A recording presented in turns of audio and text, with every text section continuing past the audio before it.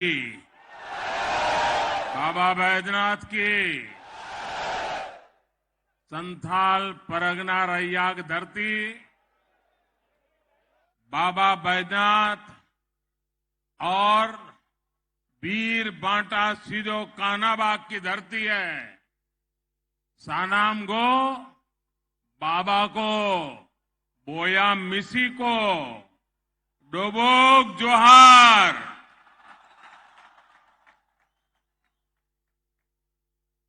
अपने सनी के नमस्कार। की हालचाल है?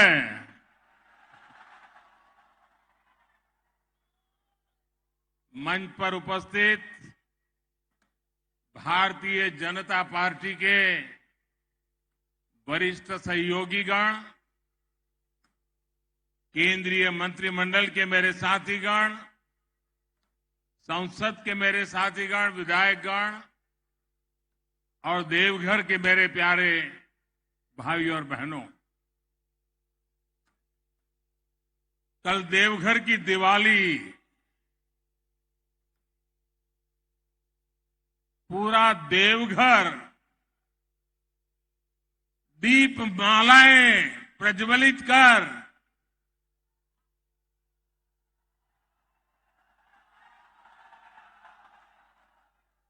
और पूरा देश देख रहा था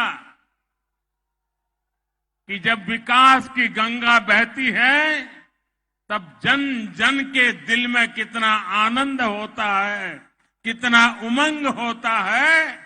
वो कल पूरे देश ने आपने दीपक जला करके पूरे देश को संदेश दिया है।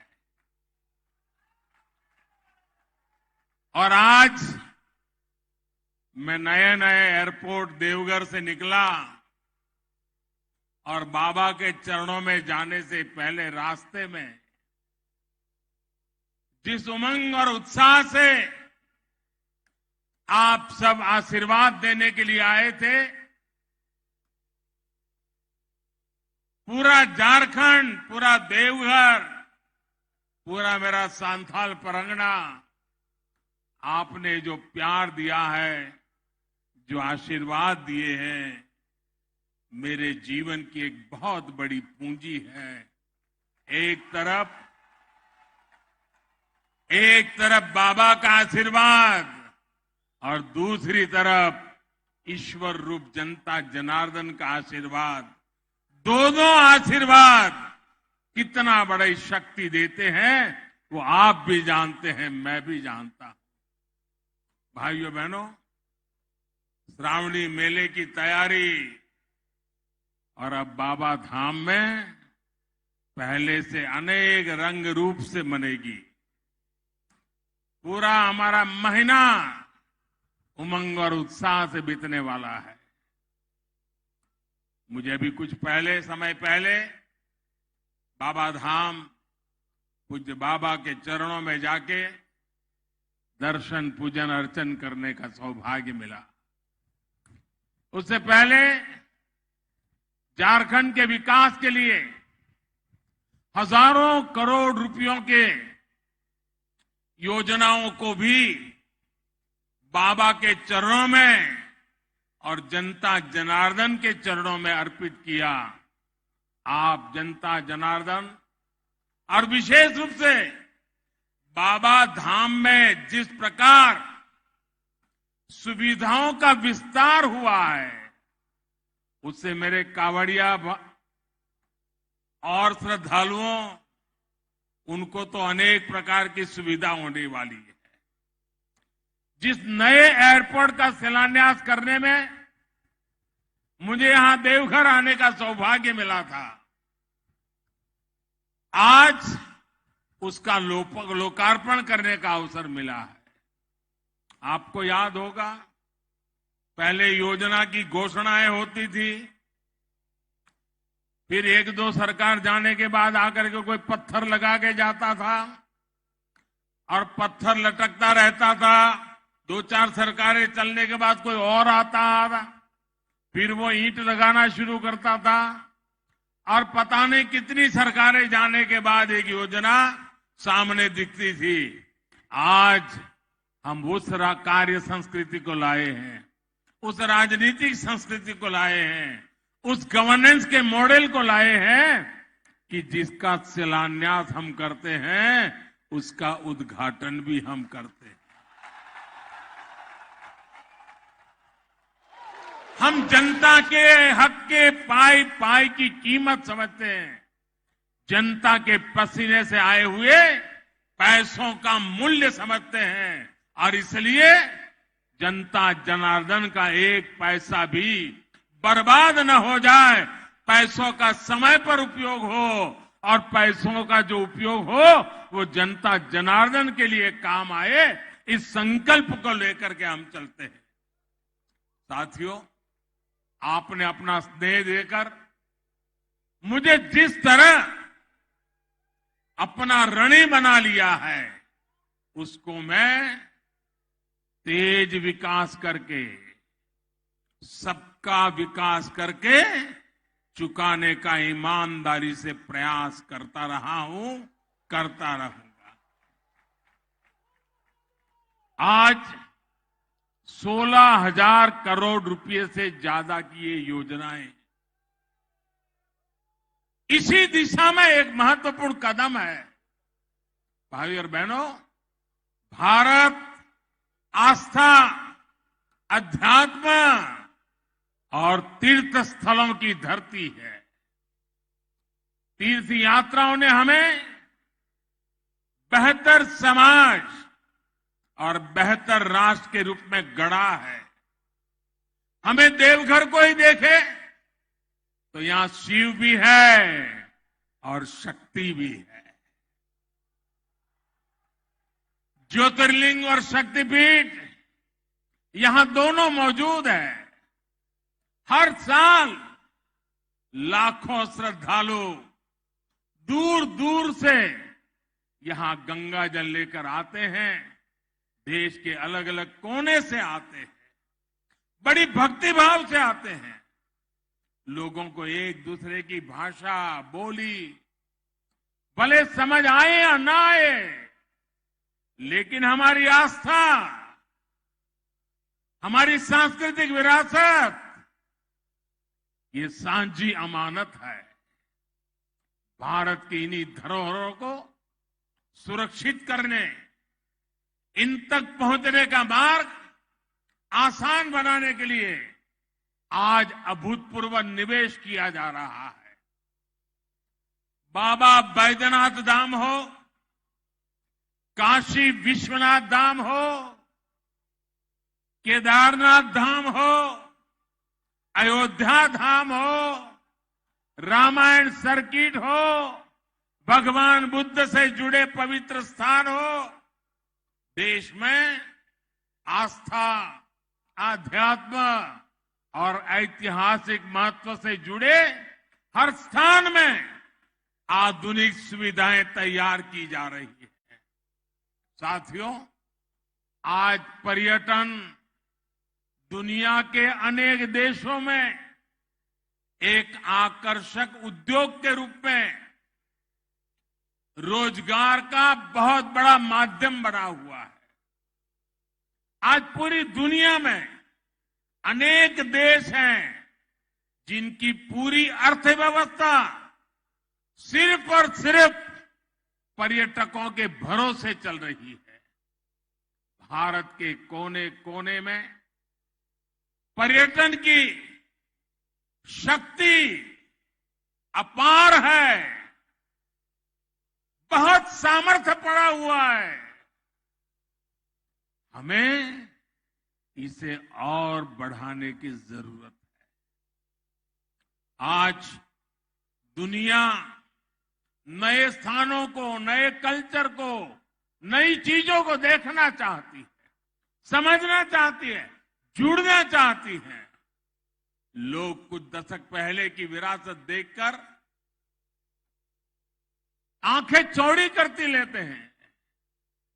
उनको कभी कभी लगता है अच्छा है, लेकिन जब भारत में आते हैं और यहां हर कोने में, हर पत्थर पे, हजारों साल पुरानी यादें वहां पर समाहित हुई देखते हैं। हजारों साल पुरानी इन महान परंपरा दुनिया जब देखती है तो वो चकाचौंध उनके मन को प्रभावित कर देती है। इसलिए आज ये समय की मांग है कि भारत अपनी विरासत को ज्यादा से ज्यादा और तेजी के साथ संरक्षित करे, वहां आधुनिक सुविधाएं बढ़ाए। और हम ये पूरे देश में देख रहे हैं कि बीते वर्षों में जिन भी तीर्थ स्थलों को आधुनिक सुविधाओं से जोड़ा गया, वहां यात्रियों की संख्या, पर्यटकों की संख्या अनेक गुना बढ़ गई है। इसका सीधा लाभ वहां रहने वाले आसपास के गांव के लोग, आसपास के जिले के लोग, उनको इनका बहुत बड़ा लाभ होता है। मैं बाबा धाम के आप लोगों को बाबा विश्वनाथ की नगरी काशी का एक उदाहरण देना चाहता हूं।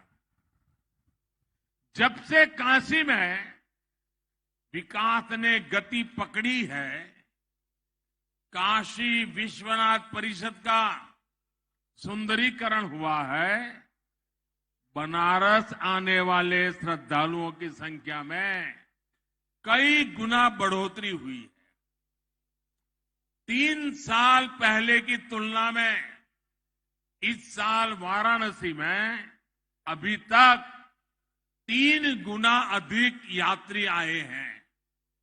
इस वृद्धि के चलते होटल वाले हो, ढाबे वाले हो, नाव वाले हो, ऑटो रिक्शा वाले हो, फूल पौधे बेचने वाले हो, पूजा का सामान बेचने वाले हो, इतना ही नहीं, चाय बेचने वालों को भी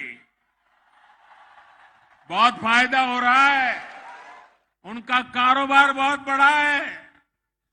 वहां जो हस्तशिल्प का काम होता है, कारीगर बुनकर जो सामान बनाते हैं, उसकी बिक्री भी बहुत ज्यादा बढ़ी है। साथियों, ऐसा ही प्रभाव हम केदारनाथ धाम में भी देख रहे हैं। जब वहां पुनर्निर्माण नहीं हुआ था, जब वहां सुविधाएं नहीं बढ़ी थी, तो कपाट खुलने की शुरुआती 2 महीने में एवरेज 2-2.5 लाख यात्री आते थे। इस साल कपाट खुलने के शुरुआती 2 महीनों में करीब करीब 9 लाख श्रद्धालु बाबा केदार के दर्शन कर चुके। ऐसा ही एक उदाहरण आपको पता होगा, गुजरात में मां नर्मदा के तट पर सरदार वल्लभ भाई पटेल की विश्व की सबसे ऊंची प्रतिमा बनी है, स्टैच्यू ऑफ यूनिटी। उस जगह पर जाने क्या, उसके निर्माण के कारण, और वो पूरा क्षेत्र मेरे आदिवासी भाई बहनों का क्षेत्र है। वहां हमारे आदिवासी भाई बहन की रोजी रोटी कमाते हैं। स्टैच्यू ऑफ यूनिटी बनने के बाद लाखों की तादाद में यहां लोग आते हैं और ये टूरिस्ट वहां पर होटल, वहां के ढाबों में हैंडीक्राफ्ट के सामान खरीदना, सैकड़ों करोड़ रुपए भी खर्च करते हैं। इसका सीधा लाभ वहां रहने वाले लोगों को हो रहा है, मेरे आदिवासी भाइयों बहनों को हो रहा है। यानी जब पर्यटन बढ़ता है तो इसका फायदा गरीब को होता है, आदिवासी को होता है, दलित, वंचित, पिछड़े को होता है। झारखंड ने भी बढ़ती हुई कनेक्टिविटी, आस्था के स्थलों का सुंदरीकरण, पर्यटन को बढ़ाएगा, यहां पर रोजी रोटी को अवसर देगा, नौजवानों के लिए नए मौके मिलेंगे, स्थानीय लोगों की आय बढ़ेगी। ये हमारी सरकार के लिए बहुत गर्व की बात है कि 15 नवंबर हर कोई गर्व करता है पूरे देश में। 15 नवंबर भगवान बिरसा मुंडा के जन्म दिवस को हमने जनजातीय गौरव दिवस घोषित किया है और अब पूरा हिंदुस्तान हर वर्ष इस बात को मनाएगा। धरती आबा बिरसा मुंडा के बेहतरीन और आधुनिक संग्रहालय के निर्माण का सौभाग्य भी हमें ही मिला है। मुझे विश्वास है जो परियोजनाएं आज हमने शुरू की है वो झारखंड के विकास को नई गति देने जा रही है। भाइयों और बहनों, हमारे लिए सबका साथ, सबका विकास, सबका विश्वास और सबका प्रयास ये सिर्फ नारा नहीं है। कल जो आप दीप जला रहे थे, आज रास्ते पर उमंग उत्साह से जो उमड़ पड़े थे और आज भी जहां मेरी नजर पहुंच रही है लोग ही लोग हैं, इसका मतलब है कि लोगों को विकास चाहिए और विकास के लिए सबका साथ मिलता है और सबका साथ सबका विकास ये मॉडल आज देवघर में सबके सामने नजर आ रहा है। भाइयों बहनों,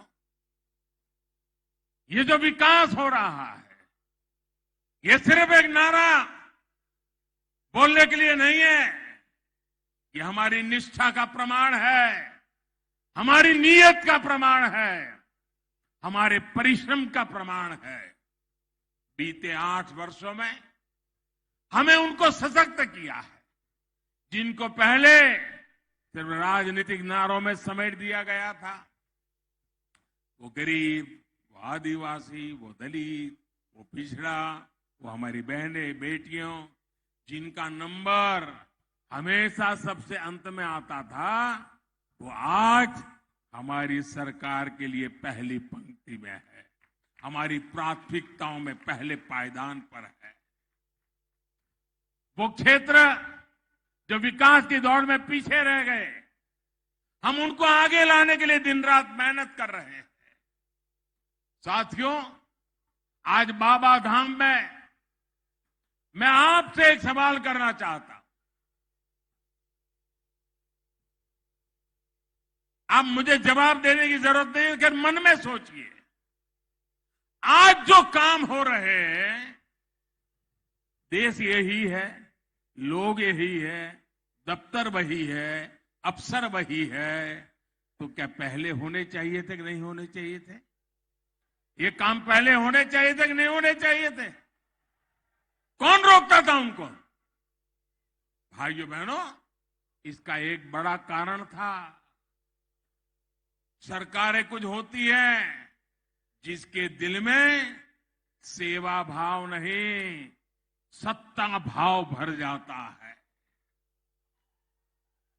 और ये सत्ता भाव के कारण वे लंबे समय तक जो सरकारों में रहे उनकी प्राथमिकता सत्ता, सर्वसत्ता, सबदूर सत्ता, कहां से मिले वहां से पाना, सिर्फ सत्ता, यही उनका ख्याल, यही उनका मंत्र, वही उनकी प्राथमिकता।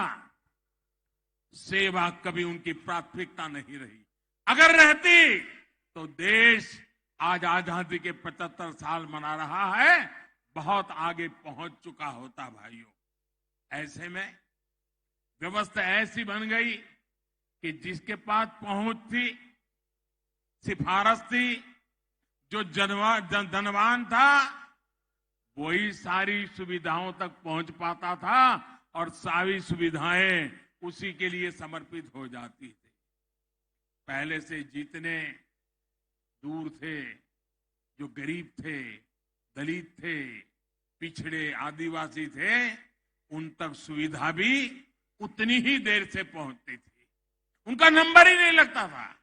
इसलिए झारखंड को, संथाल परगना के इस बहुत बड़े क्षेत्र को सुविधाओं के लिए लंबा इंतजार करना पड़ा।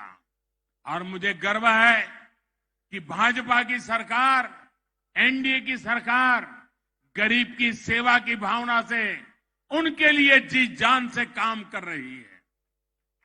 हम गांव गांव तक सड़कें बना रहे हैं ताकि सुविधा मिले तो सबको मिले।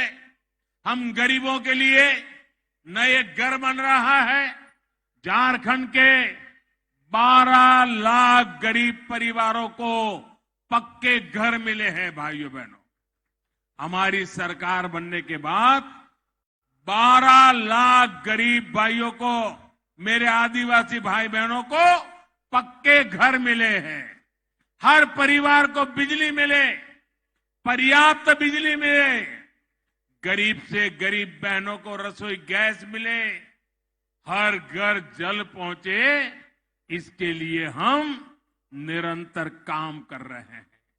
हमारी सरकार के ऐसे ही प्रयासों से मेरे गरीब भाई बहनों में गरीबों के विरुद्ध लड़ने का, गरीबी के खिलाफ लड़ने का, गरीबों को गरीबी के खिलाफ लड़ने के लिए तैयार करने का, गरीबी दूर करने का नया साहस पैदा हुआ है। भाइयों और बहनों, हमारी सरकार गरीब की मुसीबतें समझती है, गरीब के सुख दुख की साथी है। कोरोना के इस कालखंड में 100 साल की सबसे बड़ी महामारी आई। इस दौरान हमारी सरकार ने गरीब को मुफ्त वैक्सीन से लेकर उनके खाने पीने तक हर चीज का ध्यान रखा। और इतना बड़ा देश, कोई गरीब के घर का चूल्हा न जले, इसकी हमने पूरी तकेदारी की ताकि गरीब भूखा न सो जाए। झारखंड के भी लाखों लोगों को केंद्र सरकार की मुफ्त राशन वाली योजना का लाभ मिल रहा है। भाई और बहनों, आज मुझे एम्स देवघर में नई सुविधाएं शुरू करने का भी मौका मिला है। झारखंड में स्वास्थ्य सेवाओं की बेहतरी के लिए हम निरंतर काम कर रहे हैं। यही झारखंड की धरती है जहां से जब रघुवर दास जी मुख्यमंत्री थे, आयुष्मान भारत योजना का उद्घाटन प्रारंभ यही झारखंड से हुआ था। इस योजना के तहत देश के 3 करोड़ गरीब मरीजों को मुफ्त इलाज मिल चुका है। इसमें झारखंड के भी 12 लाख से अधिक बहन भाइयों ने इसका लाभ लिया है। इन लोगों ने अस्पताल में भर्ती होकर अपना मुफ्त इलाज कराया है। आप कल्पना कर सकते हैं, इससे सिर्फ झारखंड के गरीबों को ही 1400 करोड़ रुपए, अगर ये योजना न होती तो उनको अस्पताल के 1400 करोड़ रुपए का बिल भरना पड़ता। आज इस योजना के कारण झारखंड के लोगों के जेब में वो 1400 करोड़ रुपया बच गया है। मेरे भाइयों बहनों, सोचिए, इतना पैसा खर्च करके इलाज करने के बजाय मेरा गरीब भाई बहन तो यही सोचता कि भाई कुछ नहीं करना है, थोड़ी तकलीफ होगी, अब कितने दिन जीना है। भाइयों बहनों, वो दवाई न करवाते, घर पे बैठे रहते। मेरी माताएं तो बताती भी नहीं कि मुझे पीड़ा हो रही है, क्योंकि मां को रहता है कहीं बेटे को कर्ज हो जाएगा, वो दर्द झेलती रहती। लेकिन मां, तेरे बेटे पर कर्ज न पड़े, तेरा दूसरा बेटा बैठा है, तेरी चिंता करेगा। लेकिन भाजपा सरकार की योजना गरीब के लिए बहुत बड़ा संबल बनकर आई है। आयुष्मान भारत योजना की वजह से झारखंड के लोगों को, गरीबों को देश के दूसरे बड़े शहरों के अस्पतालों में भी बहुत मदद मिल रही है। यहां देवघर में एम्स बनने से भी गरीबों की बहुत बचत होने वाली है। साथियों, आदिवासी समाज का सशक्तिकरण, उनके बच्चों का उज्जवल भविष्य भाजपा की प्राथमिकता है। ये केंद्र सरकार की नीतियों में साफ साफ झलकता है। देश के 100 से अधिक आकांक्षी जिलों में अनेक जिले झारखंड के हैं, उसमें भी अधिकतर मेरे ये संथाल परगना में है। कुछ महीने पहले ही देश के 44 जनजातीय जिलों में 4G मोबाइल कनेक्टिविटी मजबूत करने के लिए बड़ा फैसला लिया गया है। इसके लिए सरकार लगभग 6,000 करोड़ रुपए खर्च करने जा रही है। इसका लाभ झारखंड के अनेक जिलों में रहने वाले मेरे आदिवासी भाई बहनों, यहां के युवाओं को होने वाला है। इससे जनजातीय जिलों में डिजिटल इंडिया का यानी ऑनलाइन सरकारी सेवाओं का लाभ और बेहतर तरीके से मिल पाएगा। झारखंड एकलव्य मॉडल स्कूलों के नेटवर्क का भी बहुत बड़ा लाभार्थी है। केंद्र सरकार झारखंड में 90 से अधिक एकलव्य स्कूल बना रहा है। भाई और बहनों, झारखंड में प्राकृतिक संपदा भी है और समृद्ध होने का सामर्थ्य भी है। बीते कुछ वर्षों में केंद्र सरकार के प्रयासों से झारखंड का यह सामर्थ्य और बढ़ रहा है। क्या कभी कल्पना की जा सकती थी कि झारखंड पाइप से रसोई गैस और सीएनजी आधारित ट्रैफिक के मामले में देश का अव्वल राज्य में होगा? आज प्रधानमंत्री ऊर्जा गंगा योजना के कारण ये संभव हो रहा है। सिंदरी खाद्य कारखाना जो बंद पड़ गया था, उसे फिर से शुरू करने का काम भी तेजी से चल रहा है।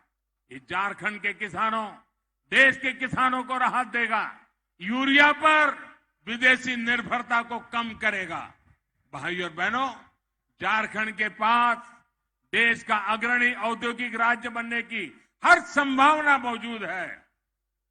आज संथाल परगना के लिए पहले 4 लेन हाईवे का भी शिलान्यास किया गया है। इससे इस पूरे अंचल में कनेक्टिविटी को विस्तार होने वाला है। साहबगंज में गंगा नदी पर मल्टी मॉडल हब भी बनाया गया है, ताकि यहां के उद्योगों को हल्दिया से वाराणसी पर बने नदी जलमार्ग का भी लाभ मिल सकेगा। झारखंड को समुद्री रास्ते से कनेक्ट करने के लिए जो भी प्रयास हो रहे हैं, उससे यहां उद्योग लगाना बहुत आसान हो जाएगा। यहां कच्चा माल भी और जब उत्पादन होगा तो झारखंड यहां के गरीब को, आदिवासी को रोजगार के लिए यहां से कभी उसको बाहर जाना नहीं पड़ेगा। हिंदुस्तान के और कोनों में झुग्गी झोपड़ी में जीने के लिए मजबूर नहीं होना पड़ेगा। और यही तो हमारा सबका साथ सबका विकास का राह है। साथियों, विकास के इन कार्यों के बीच आज मैं आप सभी को एक बात से भी सतर्क करना चाहता हूं। आज हमारे देश के सामने एक और ऐसी चुनौती आ खड़ी हुई है जिसे हर देशवासी को जानना और समझना है। ये चुनौती है शॉर्टकट की राजनीति की। बहुत आसान होता है लोग लुभावन वायदे करके शॉर्टकट अपनाकर लोगों से वोट बटोर लेना। शॉर्टकट अपनाने वालों को ना मेहनत करनी पड़ती है और ना ही उन्हें दूरगामी परिणामों के बारे में सोचना पड़ता है। लेकिन ये बहुत बड़ी सच्चाई है कि जिस देश की राजनीति शॉर्टकट पर आधारित हो जाती है, उसका एक ना एक दिन शॉर्ट सर्किट भी हो ही जाता है। शॉर्टकट की राजनीति देश को तबाह कर देती है। भारत में हमें ऐसी शॉर्टकट अपनाने वाली राजनीति से दूर रहना है। अगर हमें आजादी के 100 वर्ष पर भारत को नई ऊंचाई पर ले जाना है, तो उसके लिए परिश्रम की पराकाष्ठा करनी है। और परिश्रम का कोई शॉर्टकट नहीं होता। भाइयों बहनों, आजादी के बाद देश में जो राजनीतिक दल हावी रहे, उन्होंने बहुत से शॉर्टकट अपनाए थे। इसका नतीजा ये हुआ कि भारत के साथ आजाद हुए देश भारत से बहुत आगे निकल गए, हम वही के वही रह गए। आज हमें अपने देश को उस पुरानी गलती से बचाना है। मैं आपको उदाहरण देता हूं। आज हम सभी के जीवन में बिजली कितनी जरूरी हो गई है, ये हम सभी देख रहे हैं। अगर बिजली ना हो तो मोबाइल चार्ज भी नहीं हो पाएगा, न टीवी चलेगा। इतना ही नहीं, गांव में टंकी बनी हो, नल भी लगा हो, बिजली नहीं है तो टंकी नहीं भरेगी, टंकी नहीं भरेगी तो पानी नहीं आएगा, पानी नहीं आएगा तो खाना नहीं पकेगा। आज बिजली इतनी ताकतवर बन गई है, हर कोई काम बिजली से जुड़ गया है। और भाइयों बहनों, अगर ये बिजली न होगी तो फिर शाम को डिबरी और लालटेन की रोशनी में रहना पड़ेगा। बिजली ना हो तो रोजी रोटी के अवसर, कल कारखाने सब बंद हो जाएंगे। लेकिन बिजली शॉर्टकट से पैदा नहीं की जा सकती। झारखंड के आप लोग तो जानते हैं कि बिजली पैदा करने के लिए पावर प्लांट लगाने पड़ते हैं, हजारों करोड़ रुपए का निवेश होता है। इस निवेश से नए रोजगार भी मिलते हैं, नए अवसर भी बनते हैं। जो राजनीतिक दल शॉर्टकट अपनाते हैं वो इस निवेश का सारा पैसा जनता को बहलाने में लगा देते हैं।